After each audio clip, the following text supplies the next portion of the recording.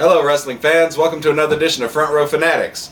This week we're going to be reviewing Ultimate Wrestling's latest show that happened October 3rd, downtown Pensacola at the American Legion Post 33, Bad Moon Rising. As you can tell, Pain Lord and Gargoyle are not here tonight. They had a previous engagement, but we're going to carry on nonetheless. To my right is our behind the curtain segment personality, Alexandra Page, and to my left we have the Bruiserweight Maze. We're going to jump right into it. It was a great show, and first match of the night, we got to see the Ultimate Wrestling debut of BTY Colby Godwin. He took on the Black Wolf, who still, at this point, has yet to gain a victory. I thought it was a good way to open up the show. We got to see the stylings of Colby Godwin. He won the match with his version of a modified choke slam. What did you think? I thought it was overall a pretty good match, and BTY saw this as his welcoming match into Ultimate Wrestling, and it went pretty well, but the poor Black Wolf saw it as his first chance to actually win a match, which of course did not happen, and I doubt it really, as it's going, ever will.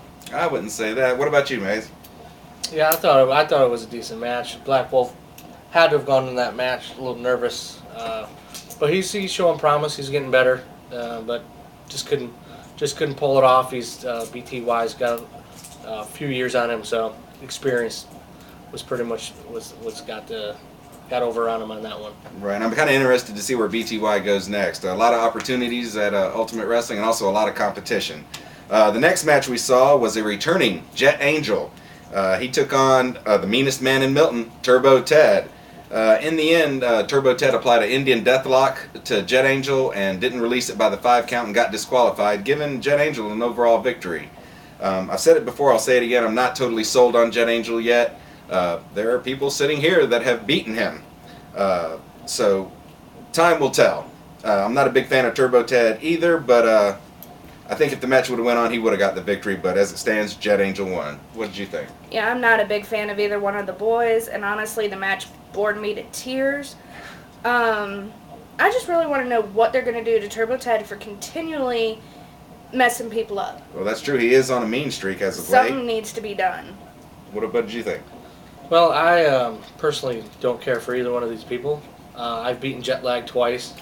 He's really not in my league. And Turbo Ted, or Turbo Turd, whatever you want to call him, Right. as I like to call him, is I don't know. They're both out of my league, and I really didn't care about the match at all. Well, quite frankly. Right. Okay. Third match, we had Mr. Marcus Gibbs defeating the Party Gras, Justin Stone. He put him in a submission he calls the Sandman Clutch. I'm not sure where Marcus Gibbs is going. I was the victim of a racial slur. He called me white boy. But be that as it may, he pulled off the win. Party Gras Justin Stone always brings it to the ring. He's always very fun, very entertaining to watch. But Marcus Gibbs got the win. This was a very good match, but there has been something I've been kind of noticing here lately. There's a lot of students or ex-students going against their teachers or their mentors, and this was one of those matches. Right, sort of like the veterans kind of taking it to the younger guys. Right. And another thing is Mr. Marcus Gibbs keeps talking about this African princess. Where is she? Who is she? And does she even exist, or is she just a figment of his imagination? Right. According to him, everything he does is for her. She is his inspiration, and I believe on this show he said she was the wind beneath his wings. I think Mr. Gibbs has taken one too many hits to the head. I don't know. What do you think? I think Marcus Gibbs probably found her off Cervantes. Ooh. Quite frankly. Ooh. Ouch.